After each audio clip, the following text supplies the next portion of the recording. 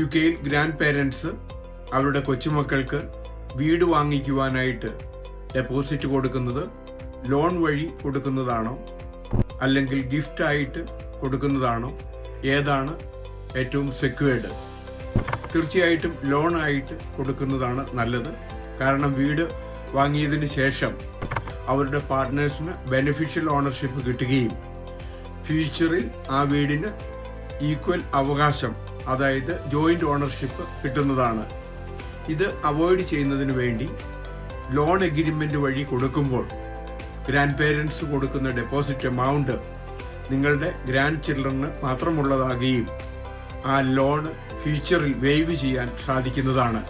കാരണം അവരുടെ മാരേജ് സെറ്റിൽ ചെയ്യുന്ന ഒരു സമയത്ത് അല്ലെങ്കിൽ ഒരു കാലാവധി കഴിഞ്ഞിട്ട് ഗ്രാൻഡ് പേരൻസിന് ഈ ലോൺ വേവ് ചെയ്യാൻ സാധിക്കുന്നതാണ്.